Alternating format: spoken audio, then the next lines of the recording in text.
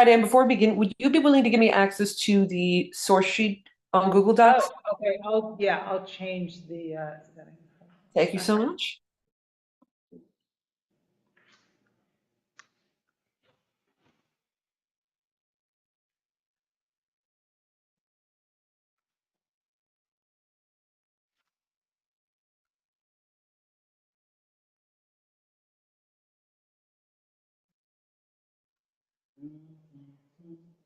Okay, they have changed.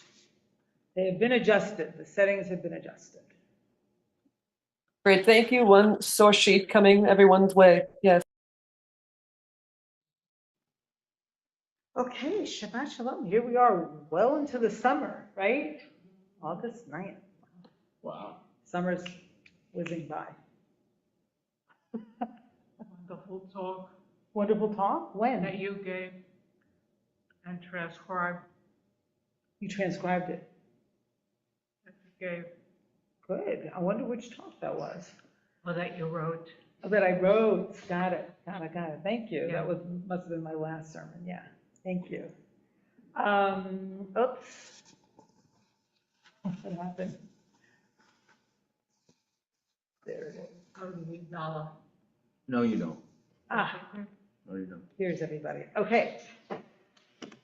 So let's do the bracha over Torah study, and then we will dive into Va'et Hanan.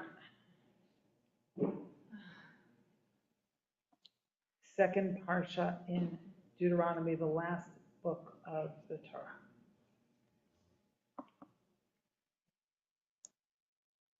Caroline, if you could, yeah, thank you so much.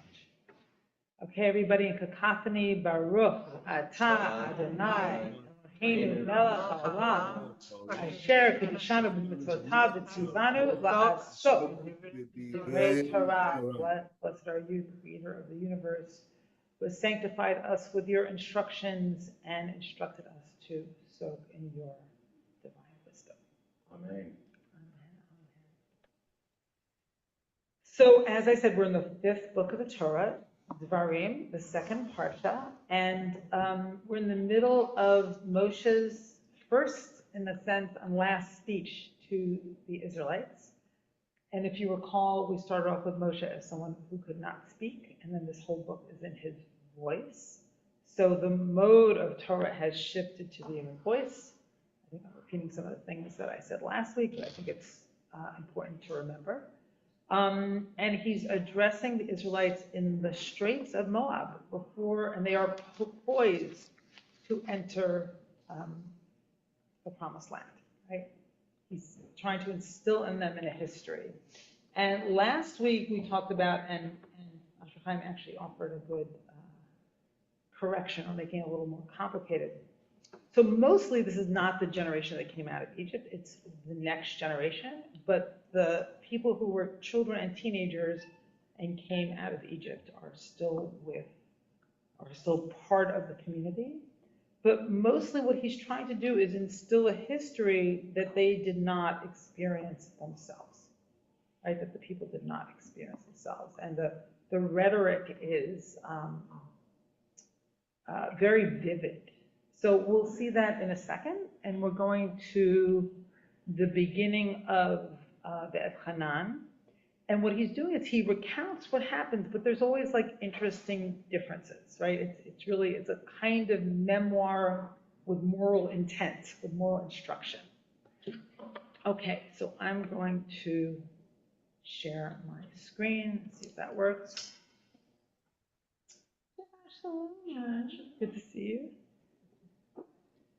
Welcome to everybody. I don't see any new people in the room. Is that one? Whoa, Wendy. Good to see you. I haven't seen you in a while. Tomas is coming. And Tomas is coming? Oh, so good. Welcome, Tomas. I have a special chair for you right here. His chair. That's his chair. As of last week, that's his chair. He used to sit on this side. Now he sits on this side. That's true. In the Romemu Center, he's on that side, right? A little bit behind me. Yeah, it's like a voice from behind. We try to keep you surrounded. Right. The angelic Tomas from all sides of me. Okay, So you came right on time. We're just about to dive into the text. And, there's something about this, about Moshe begging and pleading to be led into the promised land that's so poignant and so specific and yet so human, as Franz Kafka and Aviva Zornberg, picking up on Kafka, will say in a moment. I have to say, I just saw this incredible exhibit in the National Library in Jerusalem with Alan Eisenberg and I went together to see this amazing exhibit of Kafka. So if anyone's in Israel, they can go, if it's still up. Actually, I think we saw it before it closed, so forget that. But in any case, not because his life was too short does Moses not reach Canaan or Canaan, but because it was a human life. So there's always a promised land that we're seeing and we can't enter. But there's always a vista, there's always a horizon. And there it is before us, right? And sometimes we are walking towards it, but it also always eludes us, right? There's always a horizon that we kind of can't reach. And upon death, you see the horizon, there's no more walking towards it, I assume. I don't exactly know. Okay. And What then are you saying about the horizon? there's always a horizon that we're walking towards, but we can't enter because it's always in front of us, right? Okay, Zornberg says, so this is Aviva Zorn, the literary interpreter of the Torah. Kafka writes of Moses, he's on the track of Canaan all his life. It is incredible that he should see the land only when on the verge of death, right? Because God makes him go up the mountain and see it, as we will see in a minute in the text, but not enter it. The dying vision of it can only be intended to illustrate how incomplete a moment is human life. Incomplete because a life like this could last forever and still be nothing but a moment. Moses fails to enter Canaan not because his life is too short, but because it is a human life. Then she says, between the wailing infant and the dying teacher, a human life arches. So we're on the other side of that bracket, right? We met Moshe in, I think it was Exodus 2, and now we're on the other side of that. And again, we met Moshe as a stutterer, one who did not have voice, and now we're meeting the speaker and poet. Oh, Jeffrey Kahn, wow. No talk, no conversations behind me. I'm not talking about Grab a seat, grab a text. Make yourself at home. Okay. So here's the parsha.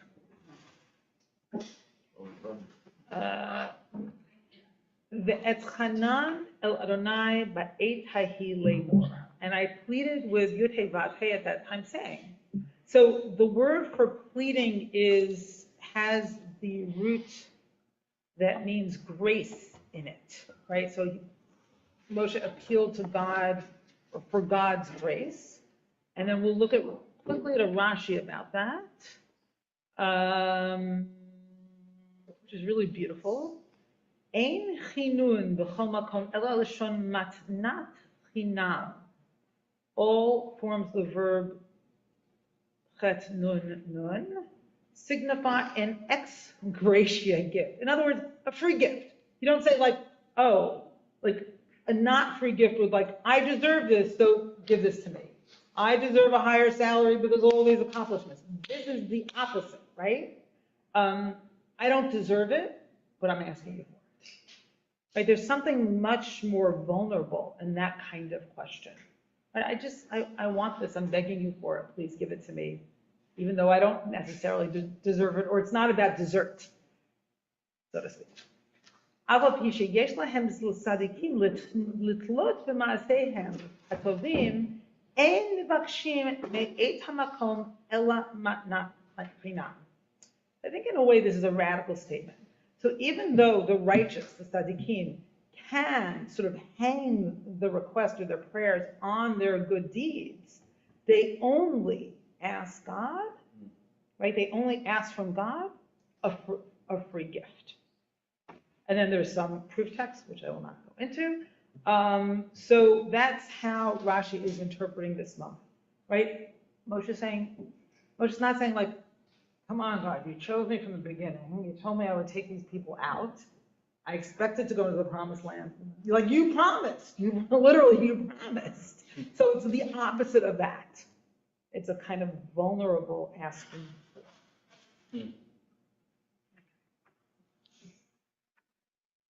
And anyone who has really poured their heart out, especially on Yom Kippur, right? You don't feel like a deserving person at that moment. You're kind of begging and pleading for something which you don't necessarily deserve. And it also takes courage to ask for something you don't necessarily deserve, because if you feel too guilty and so insecure and so inadequate, you don't even want to approach God at all, right? So that sense of there's a free gift there, right? You can approach God even though you don't deserve it is, I think, can be profoundly freeing.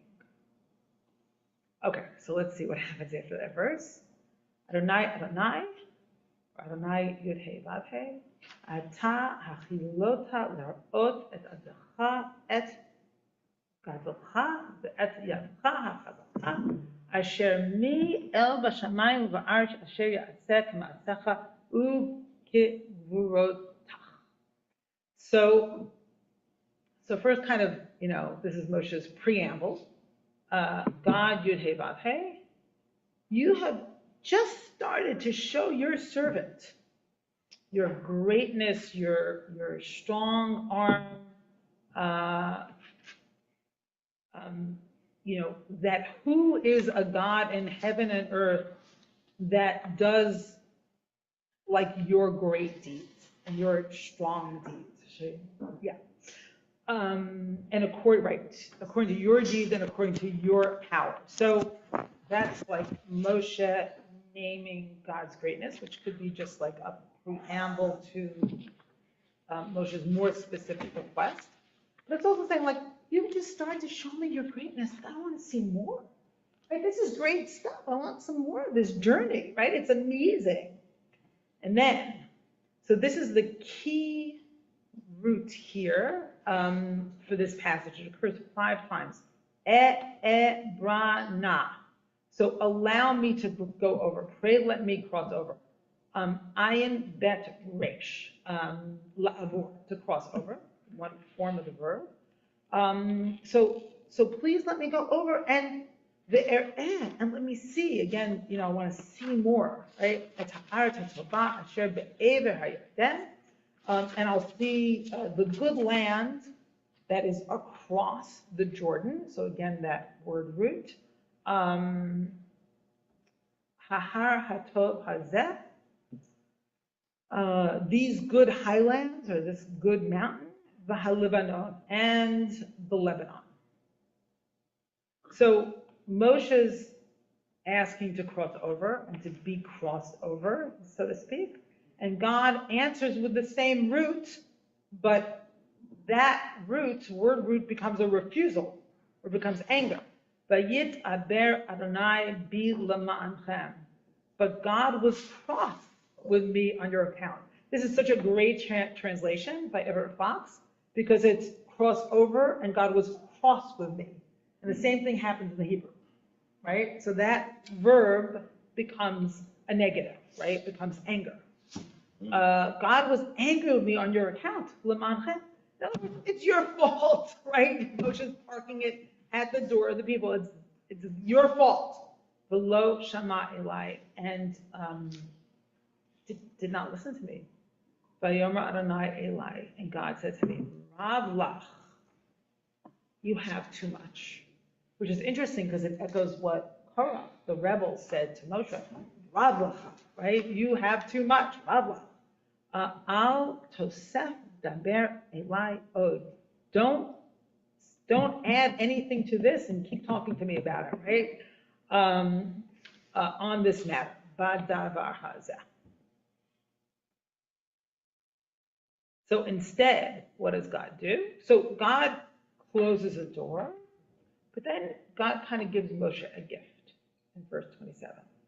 Ale rosh hapiskah So go up to the top of the Pisgah, the mountain range, V'sa einecha, and lift up your eyes, Yama, B'tzafona, B'teimana, U'mizracha, toward the sea, toward the north, toward the south, and towards sunrise, or towards all the directions, right? Re'eh ve'einecha, and see with your eyes, Ki lo ta'avor et hayarden hazeh, for you will not cross this Jordan. So you're going to see what you can't enter. If you think about it, like when you're on a journey or you're on a path, you look forward, right? You could really only look at one direction at a time. But here, God is kind of giving or granting Moshe with omnidirectional vision, right? You can see in front of you, to the sides of you, and back of you. That's really interesting. I mean, it could be that he's sort of twirling around, or it could be, I don't know, I wonder about this, that he's starting to enter the state which is beyond that of human capacity to not be situated anymore in time and space, right? It's omnidirectional vision, right? The past, the future, and whatever is on the side. Let's see what Asher Chaim says. Hold on. Here's the chat. There's a fascinating dual meaning, lema'anchem. Either blame it on you or for you. Yes, that is interesting. So what would that mean in this case? It is for your sake. So that could mean, that's really interesting, Asher Chaim. So God was cross with me for your sake and did not listen to me. Meaning, you know, at this stage, or when they enter the land, they need a new leader, right? For their sake, it's time for you to step back, and it's time for someone else to step forward. It's over. It's over. You did what you could. You gave your gifts. You're not the right leader for that moment. So that's also painful, but it feels a little bit more generous, because here then God is not just angry at Moshe, but looking out for the people, right? And then appoints Joshua. Yes, Asher, you want to say something about that? This is the voice of Moshe saying, God crossed me for your benefit, which means he's worked through the anger part, and he's now looking for the benefit of the people. Beautiful. Thank you for that corrective. Okay, so let's see what happens. V'tzav et Yehoshua v'chazkehu, and command Joshua and strengthen him, v'anfehu, and make him courageous, ki hu ya'avor lifnei ha'am, because he will pass by before the nation, this nation, v'hu yanchil otam et ha'aretz asher tira, and he will allow them to inherit the land that you see. So again, the verb to see. V'neishev b'gai mul beit papor. Okay, and we stayed in the valley opposite Beit Papor. Sorry. Okay, so a few things. So here's this incredible verb, which means it has like a semantic range that's kind of stunning, right? So in different forms of the verb, it can mean pass over, crossover, pass beyond, traverse. So that all makes sense. To vanish, to pass away, to perish. This is interesting. I don't know any examples to be alienated, but I'm sure we could find those. Pass into other hands. And then in nif'al, which I guess is the positive, to be crossed. PL, to impregnate, right? So in ibor, right, is a fetus. Okay. So those are some of the things it can mean. And this word, so, you know, we're called the Ivrim, the Hebrews, the ones who cross over. But where that word, I think, almost always comes up, right, being called an Ivri, it's when it's in the mouths of others, right? In the mouths of others. Like when others see us as Ivrim. And I read an article about this, which says that being an Israelite and an Ivri are not necessarily the same. An Ivri means some kind of outsider, and often the Israelites are, right? But they're not exactly identical. So in this case, in the first case of Ivri in the Torah in Genesis, this is when Moshe battles the 5 kings and his nephew is kidnapped. One who escaped from the war came and told Aram the Hebrew. They get Aram Ivri. But what he said exactly is not important, but it's like, it's sort of seeing someone from the other side. And that's the vision of someone from the other side. And Rashi says on that verse, Ha'ivri, Sheba me'ev hanahar. So Avram came from the other side of the river, right? The other side of the Euphrates. So from the beginning, right, Avram was someone who crossed over, and now Moshe is someone who wants to cross over, but he's not able to cross over. Okay, so we saw this already. If we go back to Exodus 33, I was interested in the resonance there because 3 of the word roots that we just saw in our passage here in Deuteronomy are also used in the account of Moshe, in the account of Moshe's encountering God after the sin of the golden calf. And this is, where Moshe begs God to forgive God's people. And then Moshe finally says, right, he wants more, right? He wants more of God. He says, Vayomer har'eni na et chodecha. So Moshe says, show me your glory. And, it's interesting because here, right, it's the account of Moshe wanting to see the land, and back here in Shemot, it's Moshe wanting to see more of God, or Moshe's God's glory. And God says, Vayomer ani a'avir kol tuvi al panecha. So I myself will cause all my goodliness to pass.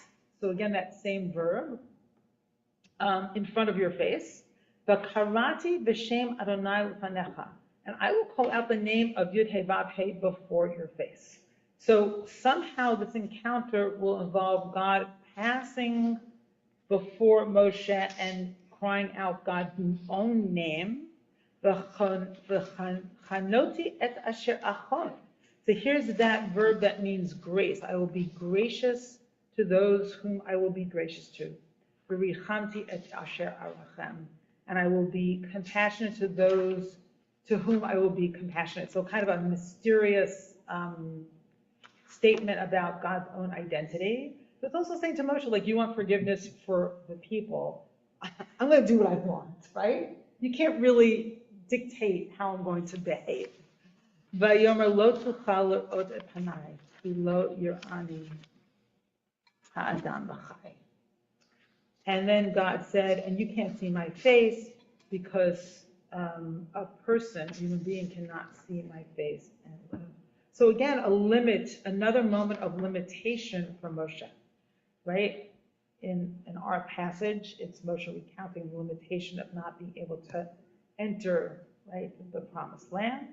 And here it's, in Exodus, it's Moshe cannot see God's face.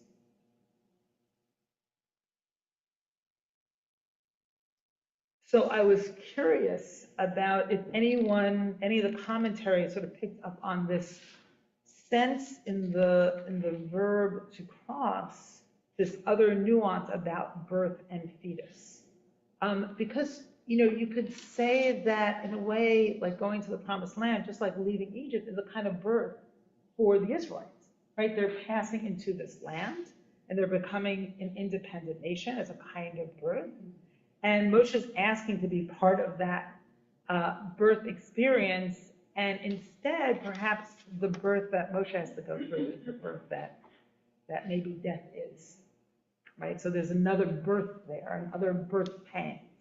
So here it says, "Vayitaber Adonai bi lemanchem," in Midrash Sifrei, "V'lo shama ilai," and he would not hearken to me. He would not listen to me. Rabbi Eliezer said, "Nitmale alai chema."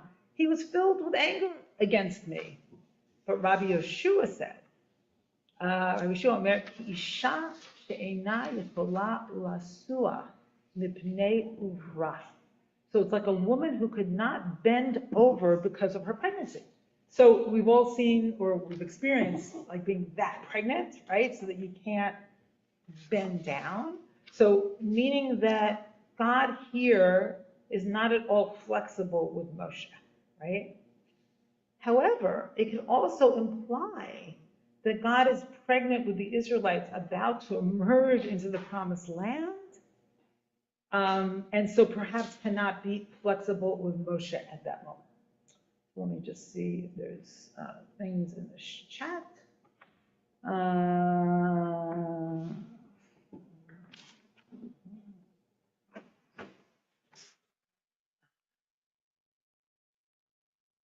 I wonder if it means God is hanging back to. That time we were staying, oh, so you're saying at that time we were staying in the valley. So you're going back to Deuteronomy? Is that where we are? Is that what you're saying? David Kurtz? Yeah, we were back. I was back at 29 having this conversation. We've gone Oh, okay, got on it. beyond, but Okay, I mean but that it seems interesting.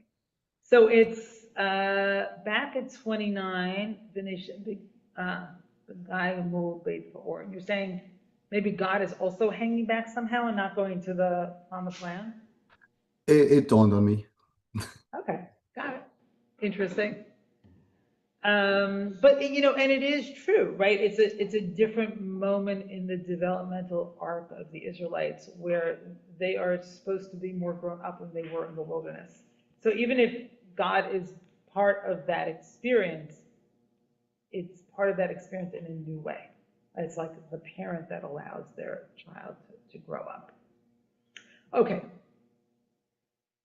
Okay. This. Okay, so the question is, why was God angry, right? What was God angry about? And the Sforno, right, medieval commentator, gives a really interesting understanding of why.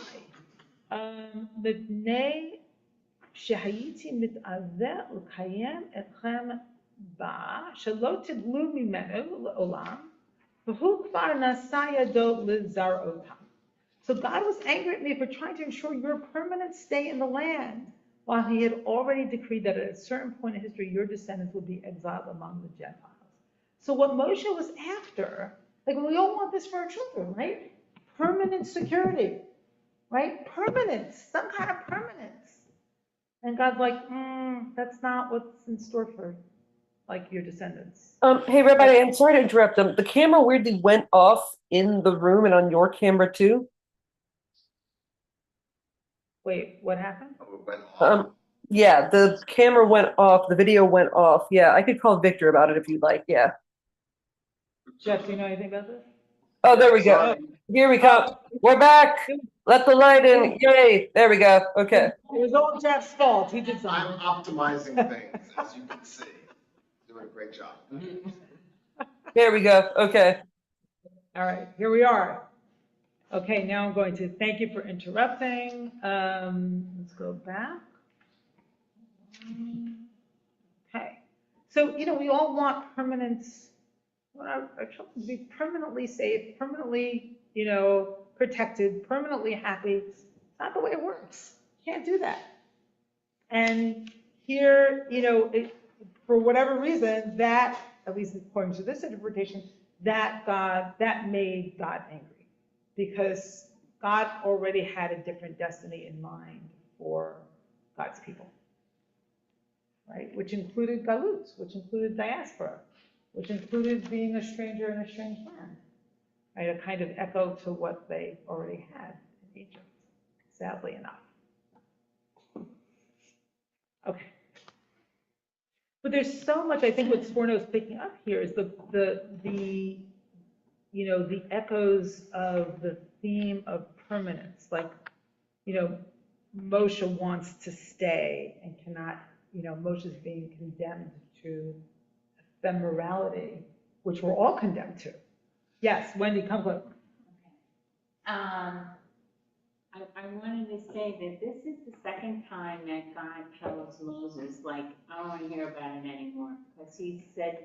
Hey, so sorry. Could you move closer to one of the mics, please? Thank you. This is the second time that God says to Moses, like, enough. I don't want to hear your catching anymore, because it occurred in Bamidbar as well. And the other thing. Wait, where exactly? What are you talking about? What are When you referring to? when Moses is saying to God, change your mind, help me, please let me come in, and. Oh, this is a recounting of that story. Right. This is So the it's not the second second time, time, it's just telling that story. but we don't know. Yeah, we do. This is Okay. in Dvarim, in the 5th book of the Torah, Right. Moshe's retelling what happened. That's Okay. why it's called the Mishnah Torah, Okay. right? The second telling. But So it's not the second time it happened. right. And we're just hearing it now through Moshe's voice and eyes. Right, and also that Moses does not take ownership of his transgression. He blames it on the people. Yes, that's right. He never That's takes right. There's no ownership of accountability here. his transgression. Yeah. It's Yes. your fault. Right, so either it's Lamanchen, it's your fault because of your sin, right? Perhaps at the, when they were asking for water at the rock. Right. So that could be it, or as Asher Chaim said, or God did this for your sake. But either way, it's kind of placing the blame at their feet. But, and also, even if God wanted Joshua to be the leader of the people in Israel, he still could have let Moses in. That's true. And That's just true. say, That is okay, true. we have a That is new true. leader, That is true. and, he is leader emeritus or whatever. Right. But he Right. didn't allow that either. Right. This is true. So we can kind of reckon with this story in two ways. One is like, why did God specifically not let Moshe into the land? Or this is an example of a painful human moment of reckoning with death. Of what? Of reckoning with death. That it's not specifically about a specific sin or a specific moment, but this is Moshe's time has come. And That's he's more reckoning. Kafka's view. He's reckoning, exactly, Tony. That's more Kafka's view of it. He's reckoning with limitations, like, okay, it's time to die. Right? I can't go into the next chapter. I can see it, but I can't go.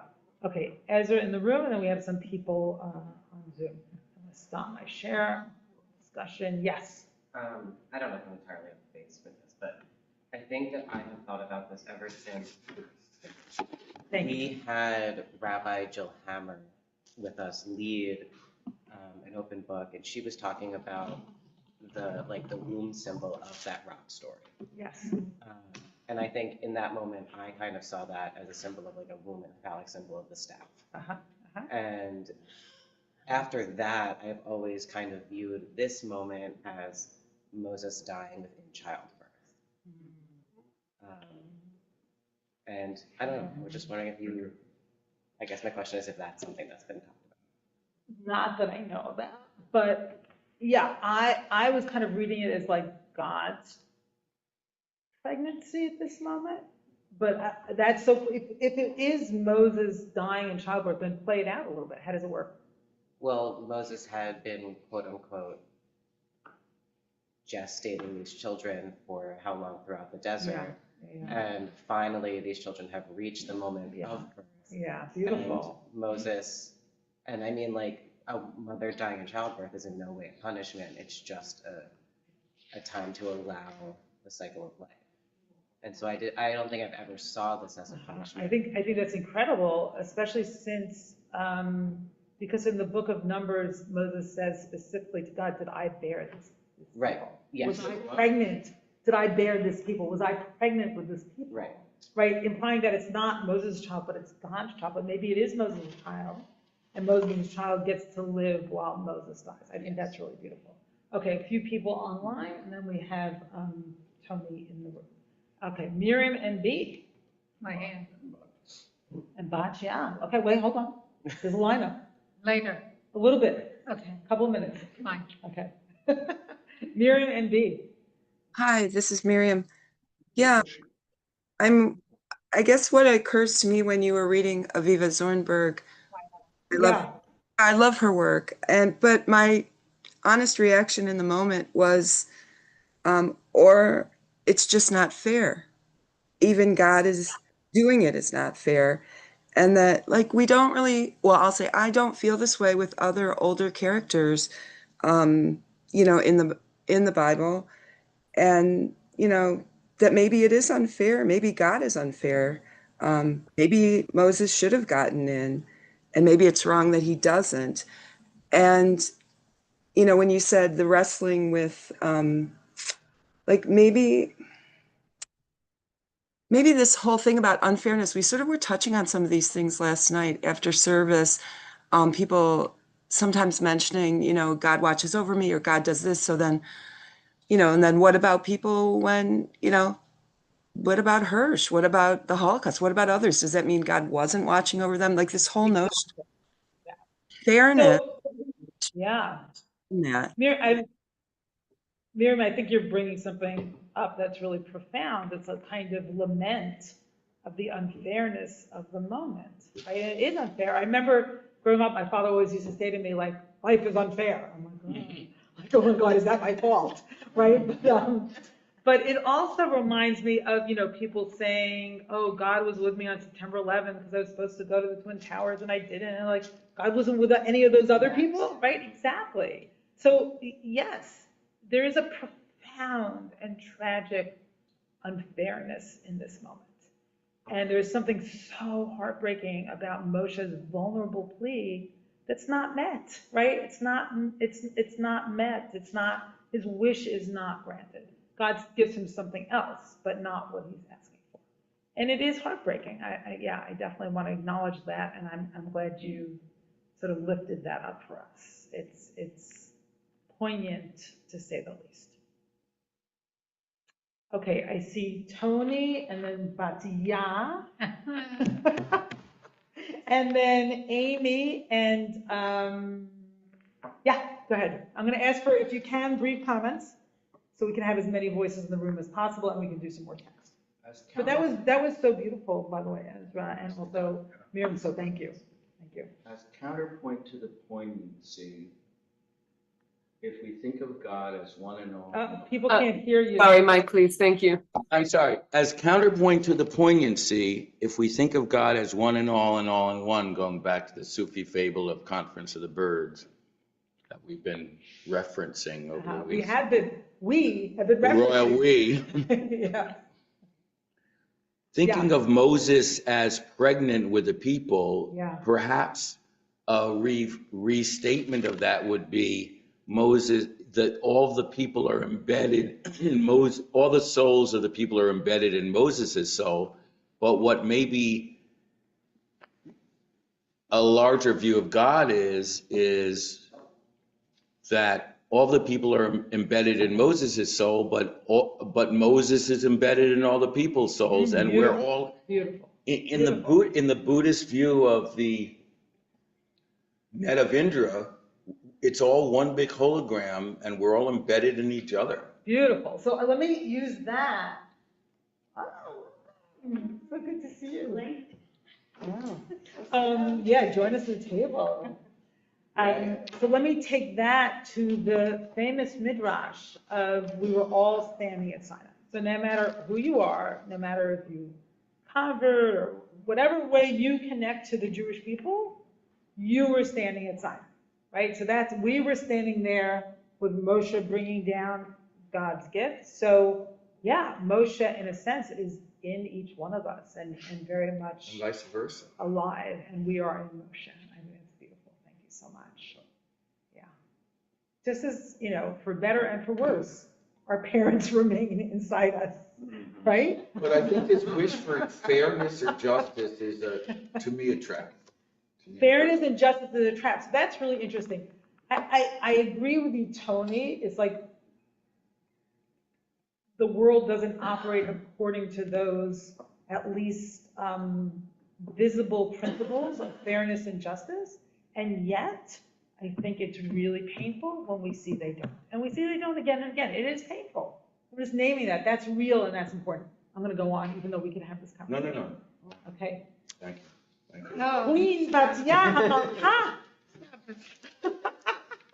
If I repeat what has been said, forgive me. That's 'cause okay. That's My okay. hearing is not very In your voice, it will be different. So I believe that Hashem wanted Moses to stay on with the people that he was with in order to set a proper example. And the common vernacular is like God gets very angry with him and so on. It's just for us, to decipher. But that's what I believe. He was not permitted to go on. Because why? I missed it. I'm sorry. I missed the point in here. Because Moses needed to stay with where he was and direct all the people that remained and so on. I see. I see. So whatever people stayed in the wilderness, he needed to stay with them. That's what you're saying? Yeah, he was right. Okay. That's interesting. So that commitment to those who couldn't enter for whatever reason. Okay. All right.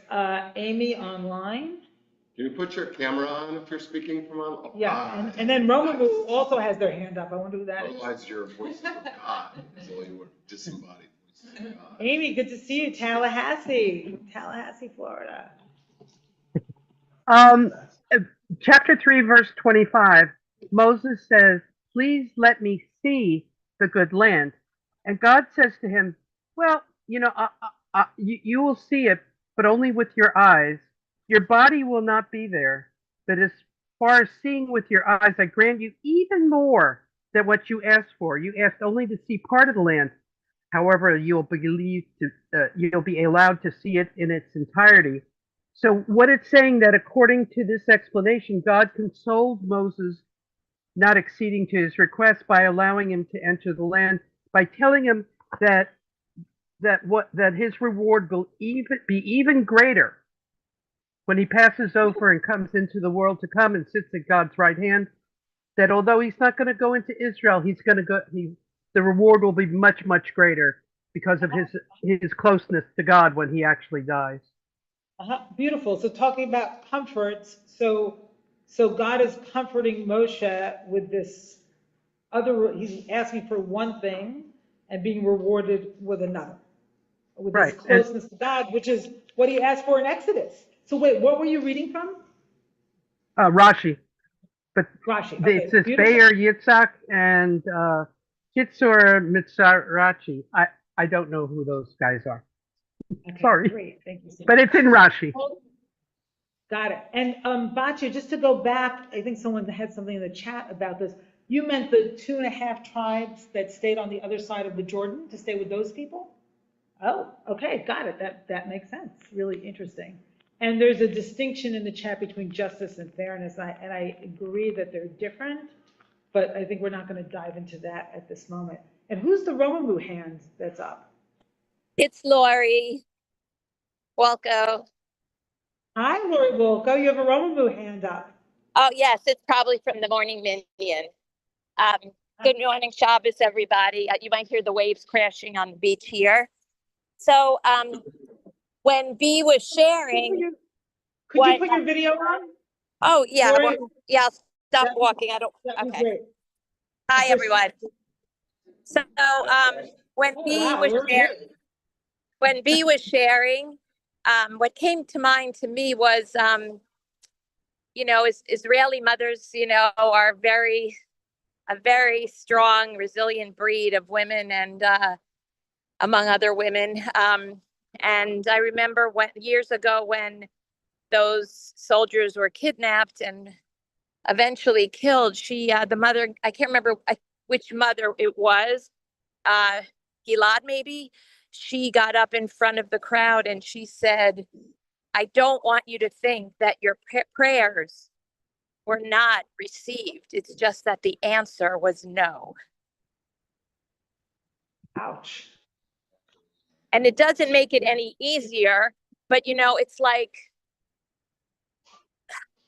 when we're on this journey, this is like kind of what I've been wrestling with, right? Because right now, like, I'm beyond the tears at this point, But anyway,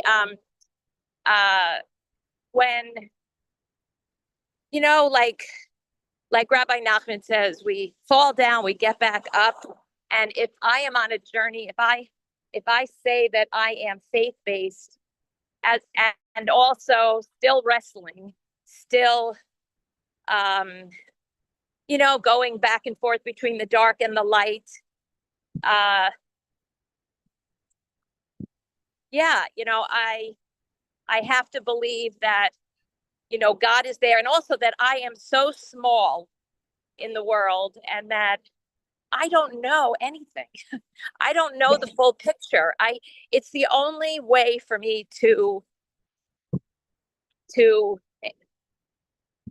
get, certain things. Like, I just don't Okay, know. thank you, Lori. Thank you.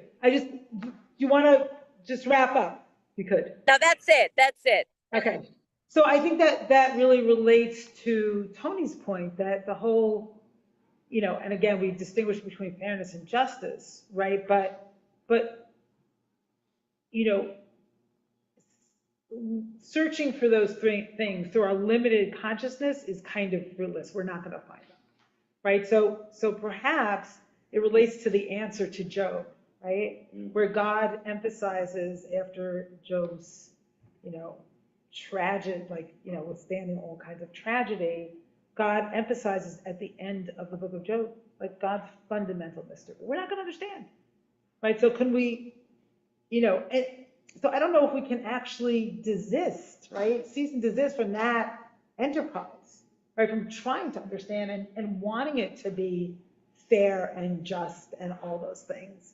But when we can and we allow the mystery, I think our vision expands.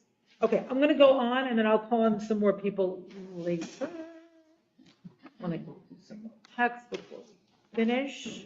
Okay, so this is actually an extraordinary midrash that I really love, from the midrash on the book of Deuteronomy. Great to see you. And it talks about why Moshe was not allowed into the land. So, and again, there's no one reason, there's a million reasons, and there's no reason whatsoever, but it's interesting to see how the midrash made sense of it. All right, so since my voice is getting a little tired here, I'm wondering if, Asher Chaim, would you read this midrash? You want Hebrew? Yes. Davar aher, alternate opinion. Amar Rabbi Levi, Amar lefanav, Ribono shel olam, asmotav shel Yosef nichnasu laaretz. Vani, eini nichnas laaretz? Rabbi Levi relates, Moshe said in the presence of God, Master of the universe, the bones of Joseph are entering the land, and me, I'm not able to enter the land? Amar So lo, what's up, God? Right? What's up, God? Joseph's bones went in. I can't go in any form? Right. Amar lo HaKadosh Baruch Hu, the Holy One said to Moshe, Mi shehoda ba'artzo niqbar ba'artzo, mi shelo hoda ba'artzo, eno niqbar ba'artzo. Oof. The one who acknowledged his native land is being buried in his native land, and the one who did not acknowledge his native land is not being buried there. Yosef hoda ba'artzo minayin givarto omeret. Joseph acknowledged his native land when Potiphar's wife said, "Oh, they brought a Hebrew boy to mock us, velo kafar," and he didn't deny it. Ella gunov gunavdi meres ha'ivrim. In prison, he says, I was stolen from the land of the Hebrews. Niqbar ba'arso, so he's being buried in his land. Minayin shneamar v'yet asnot Yosef asher helu b'nei Yisrael. Book of Joshua describes the burial of the bones of Joseph. However, ata niqbar, at Shelo hodeta ba'artzecha, but you who did not acknowledge your land of nativity, enatanik bar ba'artzecha, you're not being buried in your native land. Kesad, what's the proof text? When the daughters of Yitro said, Ish Mitzri hitzilanu miyad haraim, an Egyptian man saved us from the shepherds, hu shomea v'shotek, and that man heard and stayed silent, lefichach lo naqbar ba'arso, therefore is not being buried in the land of his nativity. So that at once seems cruel to me and also instructive. Oh, I'm sorry, I didn't share, did I? Oh, I am sharing, but it's not showing up on the screen there for some reason. But it's like, there's something about Joseph who was able to, according to the Midrash, sort of, be honest about his identity, and Moshe who couldn't at that moment, that allowed Joseph to be buried in the promised land, right? He acknowledged his identity, and so there's a kind of like poetic justice of him being able to be buried in the land of Israel. Right? I am a Hebrew, that's where I belong. And Moshe, who did not acknowledge that identity, is being punished by somehow not being given admission to the land. But I think there is something powerful about acknowledging our identity. And I know for so many of us these days, like, when do we acknowledge that we're Jewish? When do we feel endangered? When do we feel uncomfortable? I have to say, I just bought something in a store, and I was like saying to my friends, I was with my friend, it was Vermont, I was like, oh, is this going to be, professionally appropriate? And so the person said, well, what do you do? And I hesitated a minute. I said, I'm a rabbi. She had no idea what to say. I don't think it was because of anti-Semitism. She was like, I've never met a rabbi before. Oh, there are female rabbis. But in any case, like, where do we acknowledge our Jewishness? Where does that feel okay? Where does that feel uncomfortable? Where does that feel scary? Or do we have any shame about it? So, yeah. I just have a question. Yeah. So, are we saying that in this passage that Moses didn't acknowledge his Jewishness, or Correct. did he not acknowledge his being an Egyptian? No, Jew he didn't. and He Egyptian didn't. born? He was called an Egyptian, Right. and he didn't say, no, I'm from the Hebrews. Right. So Even each Mitzri, though he singled out to do the big job. he was singled out. But at this moment, before he was singled out to do the big job, he was called an Egyptian man. Yes, but there's And he didn't there's clarify. no right. But there's no I won't say forgiveness, but clarification given That's true. all of the things that he did. Yes. So what the Midrash does, it looks for mirror images, it looks for literary parallels. And that's what it found. I see. Yeah. And about saying that one's Jewish or not, I know I'm definitely keeping my mouth shut. You are keeping your mouth shut. Yeah. It's painful. Yeah, and mostly And thank you for sharing that, right? Yeah. I'm like, well, how do my parents do it? And I think about how my mother dealt with Kristallnacht. By standing there and not saying anything, witnessing. So when is And- silence yeah. literally protective Right. over our That's physical right. And it was. survival and well-being? Yeah. Yeah. Okay, Marla, and then I know Brenda's been waiting. I mean, that question of identity, I never hesitate to tell anyone I'm Jewish, but in my own. I'm so sorry. Can you speak to the mic, please? Thank you. I never hesitate to tell anyone I'm Jewish. That I don't worry about. But within my own bubble that I live here on the Upper West Side, I have to be quiet in social circles now because there's people are so vehemently anti-Israel. Yeah. But I think they were anti-Israel Yeah. decades ago. I think they were very influenced by Edward Said when they were. Okay, but let's not get into this whole thing. Sorry. It's Anyway, too much. Sorry. No, but that's, right, so what of our identity are we silent? Is it a connection to Israel? Is it being Jewish? No, I think that's really important. Okay, Brenda online. Yes, I'm going back to that question we had about the fairness of life, and I think there's so many different ways to conceptualize God, and one is that there's some kind of an outer force that's kind of controlling us in some way, planning our lives, making it happen, or that Okay, maybe just life try to be is like short. maybe just Yes, life is just life and is a mystery, like yes, you said, the yes, word mystery. yes, And what right. the way to conceptualize God is something, our consciousness that can be a comforter to us, that can be um, a motivator, can be, but it's an internal job as opposed to an external way of looking at life. Absolutely. So different theologies reflect different images and concepts of God.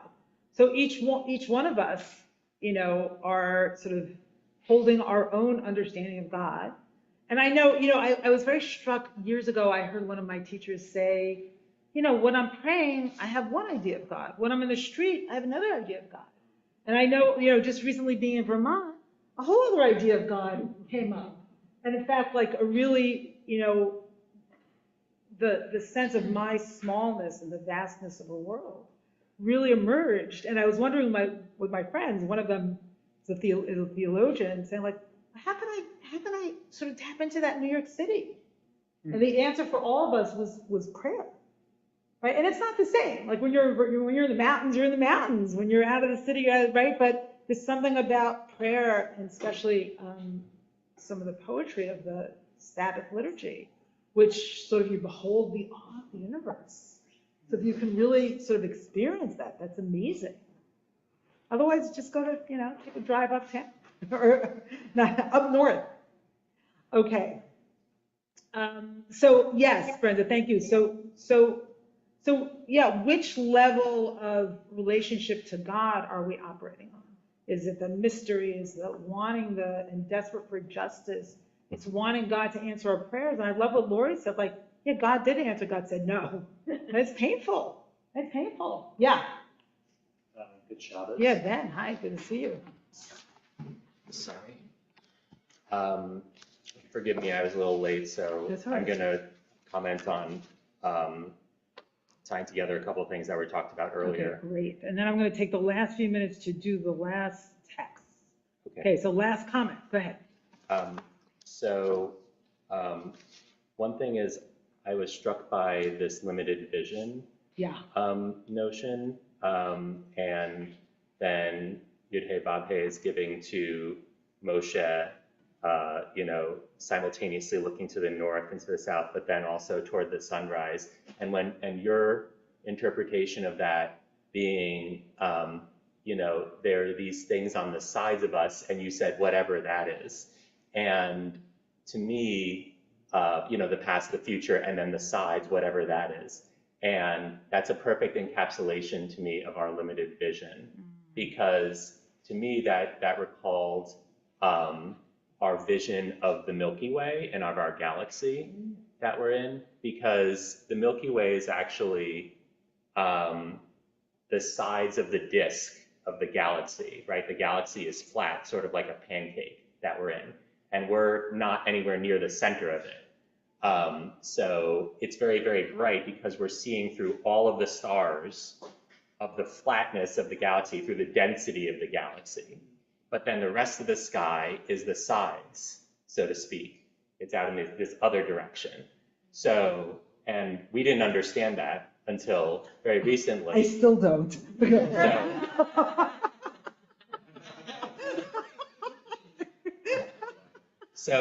So to me, that's like a good example of our limited vision, right? We had all of these different notions, even the notion of a Milky Way that's kind of separate from us. But it turns out it's our galaxy, right? That's actually kind of home. And so I think that's kind of a good example of how the greater we seek this horizon, I think it's another great example of this horizon. We have this horizon of how far we can see in the universe. And there's a part of it that we can never see, both literally, physically, right, but then also metaphorically. And I think there's something about holding the fact that there's so much more to understand that we can't and don't, that actually expands our consciousness. Right. And in other words, like humility in a sense, is a gift because you realize you're so small, meaning you're also very aware of the largeness of the universe and also the understandings of other people that we can't even approach. Okay, wrap up then, and then I'm going to go on. Yeah, and then the other point I wanted to make was about this notion of Moshe dying in childbirth, which I really appreciate, which is that I really love the idea, again, of this whole thing seems to be about an acknowledgement of the limitations, of our limitations. Yeah. And both his limitations as a leader, limitations as a human, and ultimately that those limitations are a part of life. And tragedy, that kind of tragedy of those limitations is also a part of life. Yes, when the limitations are kind of visited upon us against our will is a tragedy. Right. Yeah. And so, and I think like dying in childbirth is a really great metaphor for that. Yes. Because it's like, it is a natural death in a way, but it is a terribly tragic. Terrible. And I think that's helpful here. Thank you. I'm going to ask you for a dramatic reading. Yes, Ben, you encapsulated that beautifully. It's like we're really, hold on, yeah, we're really like, Moshe's reckoning with limitations, and we're reckoning with Moshe's limitations and our own in this passage. Okay, so dramatic reading from Keith, who's here from either uptown or upstate. When Moses saw that the decree had been sealed against him, he went and drew a circle and sat inside it and said, I'm not moving from here until you nullify the decree. He then wrapped himself in sackcloth and covered himself with ashes and stood in prayer and supplication before God until the heaven and the earth and the very laws of creation began to tremble, and said, perhaps the time has come for God to destroy the world. What did God do at that moment? He announced at every gate of every heaven and at every gate of every court that Moses' prayer should not be admitted. For the voices of Moses' prayer was like a sword that slices and rips, and which nothing can stop. Said Moses to God, if you will not allow me to enter the land, allow me to enter as a beast of the field, which grazes on the grass and drinks water and sees the world that way. Let my soul be as one of those. Said God, enough. Said Moses to God, if you will not allow me to enter the land, allow me to enter as a bird that flies in the air to all four corners of the earth to collect its feed, and in the evening returns to its nest. Let my soul be as one of those. Said God, enough. So this midrash really captures beautiful reading. Thank you, Keith. The bathos, I never understand the difference between the P and P. Pathos of this moment for Moshe, right? It's like, any form you want, God, I want to be there. I want to be part of this promise. You know, and if we take it back to the mother who dies in childbirth, and maybe Rachel, and, you know, and also Rachel Goldberg Pollen, it's like, you know, the terrible sadness about not being able to see your child. He's no longer angry. God is no longer angry? No, Moses. Yes. Is no longer yes, angry. He's now not angry here. He's begging. That's begging. Is this a midrash? This is a midrash, yes. From Yalkut Shimoni, which I think is a relatively late midrash. Okay, so the Kedushat Levi, right, one of the Hasidic masters, has a beautiful interpretation of this passage. So if we go up here, back to our original passage, the Elchanan El Adonai Ba'et Hahi Lemor. So there's this, and I pleaded with God at that time, saying. So the Kedushat Levi is saying, we don't need that word saying, right? Because I approached God or I begged God at that moment, and then tell us how you beg God, right? So, but the Kedushat Levi says, Tevat Lemor, the word Lemor, mutar, is extra. And v'nir'eh b'gemara in Brachot, and we see in the Talmud, in the Babylonian Talmud in Brachot, ונמצא יש לנו שתי בחינות בתפילה. There are two forms of prayer. התפילה עצמה, that's the first one, prayer itself.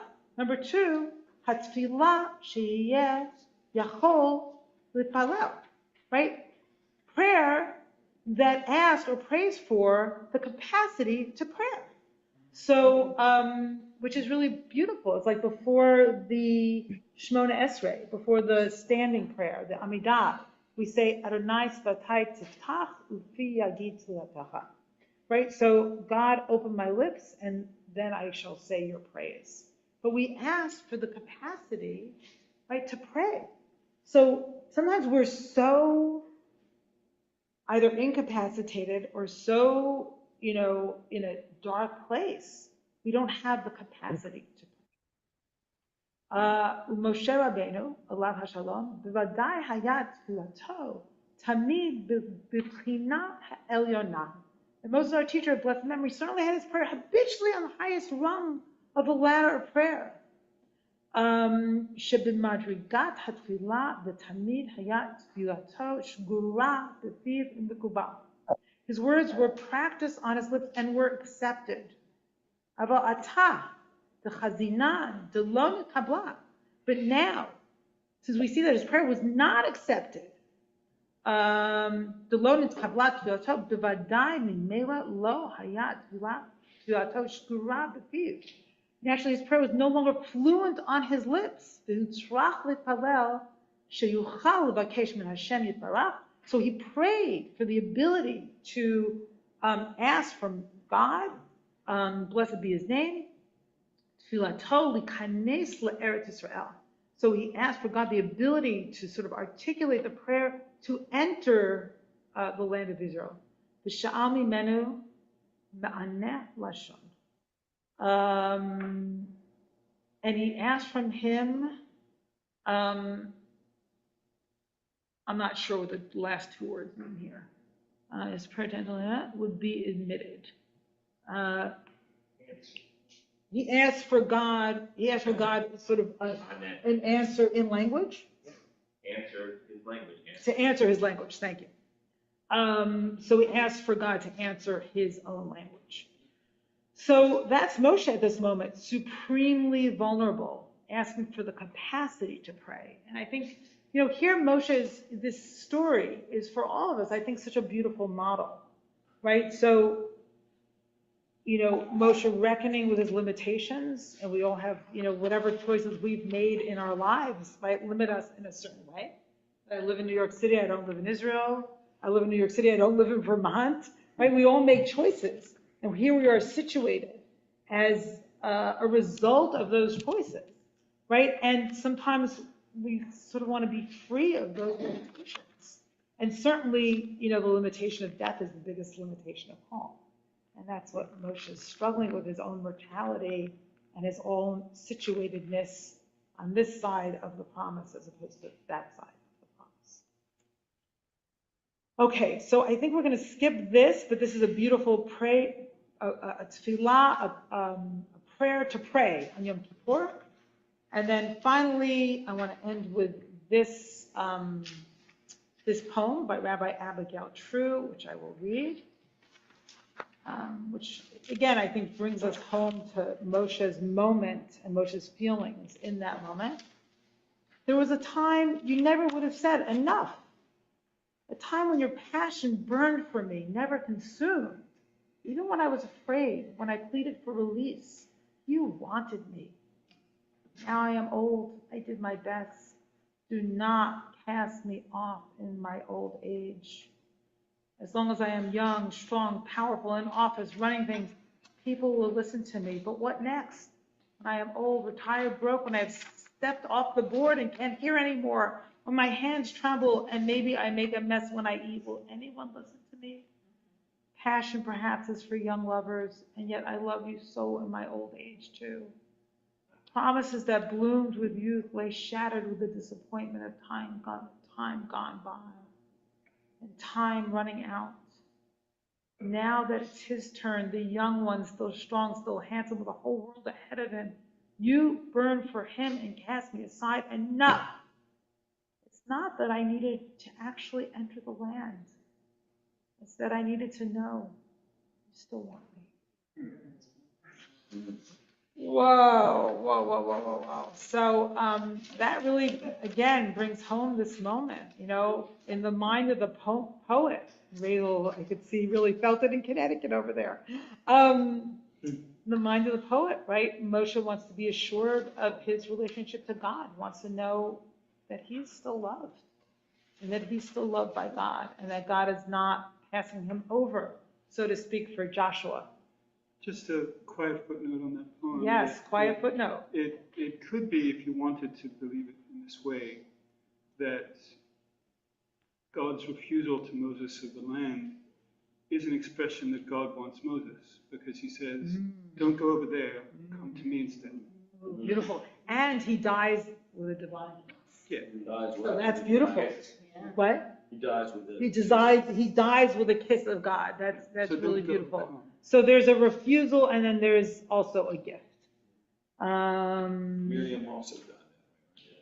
Miriam did not die with a kiss of God, but the rabbis say that that's because of the sort of the hesitance of the text to make that kiss explicit. So